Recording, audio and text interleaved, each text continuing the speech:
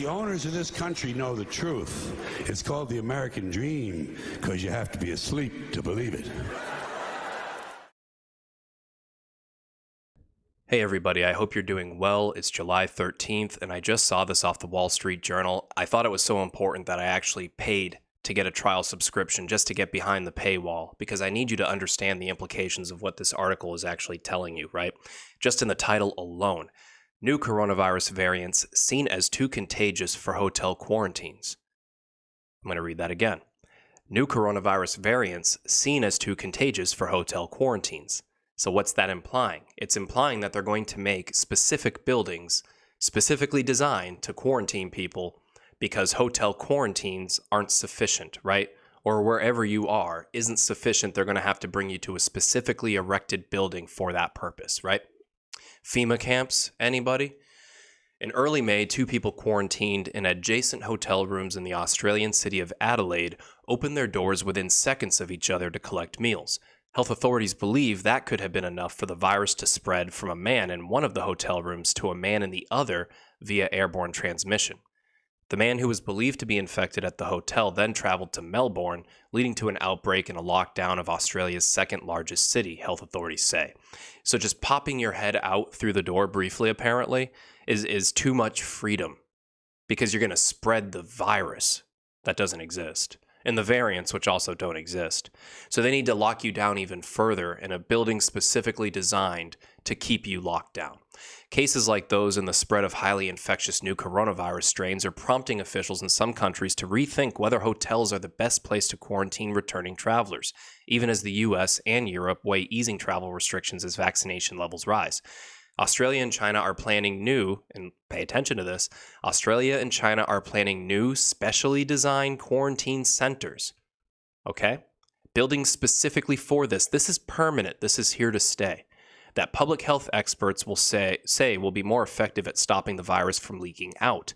Others, such as New Zealand, are considering similar steps. Of course, I covered this back in August, actually. This got me almost deleted off YouTube. Quarantine camps in New Zealand. You can go check that video out if you want. I'll put the link in the description. But this isn't going to just be in Australia, New Zealand, China. It's New World Order, right? It's not localized. It's going to be everywhere, okay? You need to pay attention to this, and they're talking about sending people door to door, right? And remember, the UN was hiring relocation and disarmament officers right before this all started. So they're serious. They're going to take you out of your home and try to put you into some sort of facility.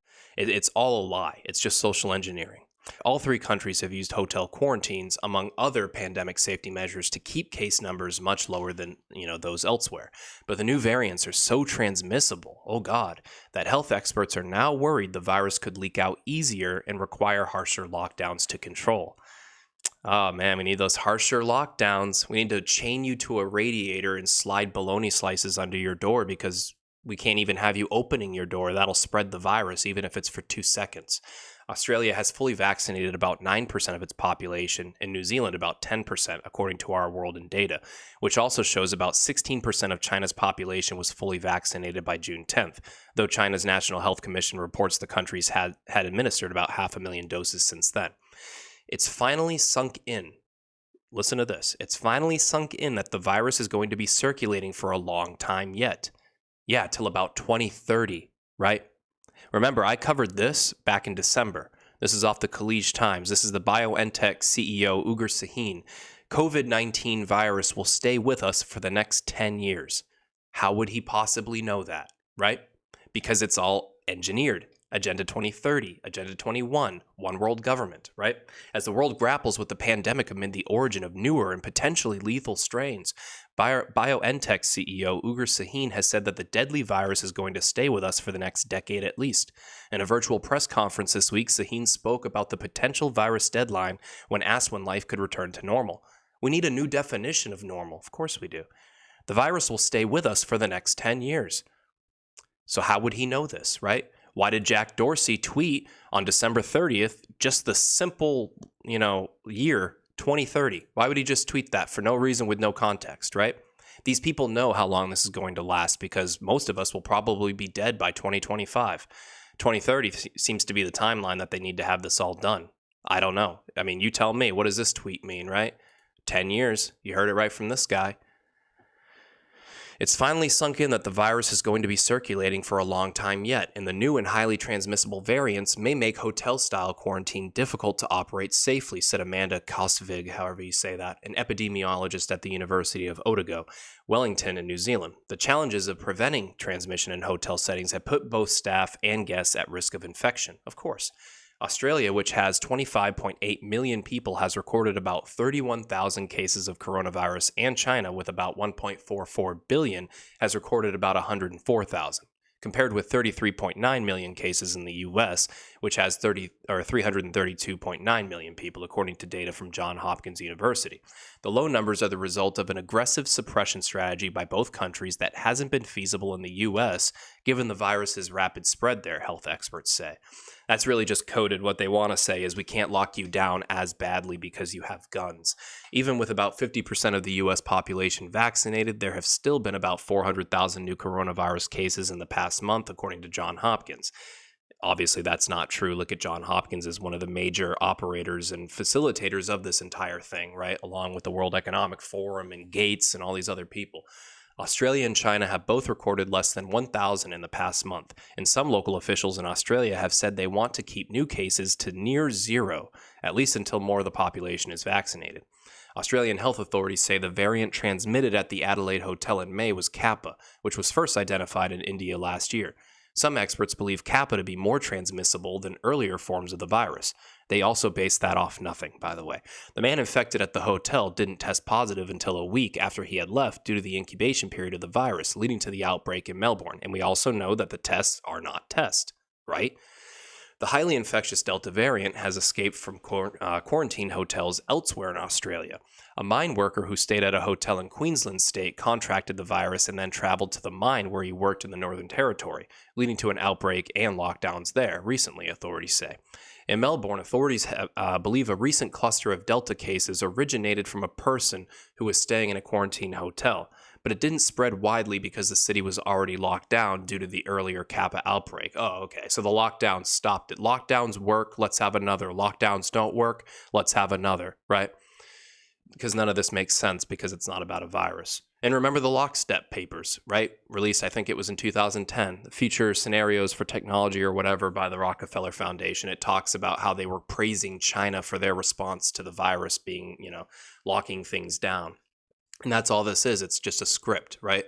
That they want more authoritarian control in places that, tend to have more freedom, Western countries. That's why you see Australia, America, Canada, the UK, all these countries being hit the hardest, while you have other countries like Mexico not being hit as hard because, they don't have the level of surveillance and infrastructure that these other countries do, or the amount of guns or anything like that. So, yeah, you're going to see you're just going to see this get worse and worse and worse until they're just hauling you off into a camp, right? One problem with hotels is airflow. Ideally, each room would be at least at negative pressure, meaning air would flow from the corridor into the room, said Kate Cole, the president-elect of the Australian Institute of Occupational Hygienists. But in some buildings, airflow could leave from the room to the corridor, exposing staff in the hallway to the virus if a person in a room is infected. You don't want positive pressure, where you've got air escaping from a guest room into a hallway and being able to move to other areas. Air filters, personal protective equipment for hotel staff, and vacant rooms in between guests can reduce the risk, but a better design, health experts say, would be a cabin-style structure where each room has its own air supply and opens to an outdoor passageway, not an enclosed corridor. Australia has one such facility in the Northern Territory that was originally built to house natural gas workers and is now being used for quarantines. Australian officials have said they would expand its capacity for international travels or arrivals to 2,000 from 850. More recently, the Australian government has said it would build a similar facility in a suburb north of Melbourne, which would open at the end of this year. Planning is also underway for facilities in Queensland and Western Australian states. It's going to be everywhere. The first 500-bed stage of the facility near Melbourne is expected to cost roughly 200 million Australian dollars, equivalent to about 150 million, but the investment could pay off. Economists have estimated that lockdowns in major Australian cities cost the economy hundreds of millions of dollars a week. The facilities could also, have long-term uses such as emergency housing during natural disasters. Again, let me read that sentence. The facilities could also have other long-term uses, such as emergency housing during natural disasters, things like weather weapons, things like manufactured breakdown of supply chains, right? All they have to do is, like they did in Hurricane Katrina, brew up a hurricane with a weather weapon and then go door to door, forcefully disarm you and evacuate you all in the name of safety, which of course will require a vaccine, right? But it's all for your safety. Well, I don't want you in here. We're not going to do that. I don't want you in here, period. But there's a mandatory evacuation. I know all about it. Well, Patricia Coney's protests were to no avail. They moved her out of there, and she is now out of the city. Contaminated with bacteria that you and I, even a tenth of what it contains, we would not be allowed to go to the beaches, let's say in South Jersey or in Long Island. So this is a big public health, and it's very risky for everybody around. Yeah, but this woman she doesn't want to leave, and there's no reasoning with her. But what could happen if individuals stay in an atmosphere of fetid water? Are they going to get a disease, and will they pass that disease to others? Is that possible? Well, 100% they're going to get sick. I mean, if they eat or consume any water that has been contaminated. But they're going to say, no, I'm going to boil my water. I'm not going to go into water. Leave me alone. I'm the most scared I've ever been of catching COVID sitting in this room. Some random person who probably never said that in a hotel quarantine in Australia, allegedly. An Australian couple, Neil and Karen Chappell, started a quarantine in a Brisbane hotel last week after traveling from Thailand, where Mr. Chappell works as the regional head for an auto parts company. He said he would feel safer in a specially designed facility because of concerns over ventilation and airborne transmission. I'm sure he said that. I'm sure he's a real person. I'm the most scared I've ever been of catching COVID sitting in this room, he said. China has also been relying on hotels to quarantine international travelers, but Zhong Nanshan, one of the country's top epidemiologists, recently said there are no longer adequate plans for the Delta variant, according to Chinese state media. China is now planning to build a massive quarantine facility in 2 southern cities to deal with the Delta threat. And they keep telling you, by the way, that there's going to be variant after variant after variant. They're just going to go through the entire alphabet. And we know that this is going to last at least 10 years. So these buildings are not for viruses. These buildings are for them to put you in and probably slaughter you. That's the reality of it, and that's what you have to wake up to, right? I can't even read any more of this, but what I will do is I'm going to archive this and then save it so that way, if anyone wants to read it and not have to pay, I'll provide it for you. But yeah, guys, this is real serious. So keep paying attention for things like this. If you see anything like this, start calling these places. Start calling these people. Show up to these places, right? Block trucks from getting in. Block workers from getting to inside the building. Do whatever you can to stop this, okay? Because it's only going to progress and it's only going to get worse.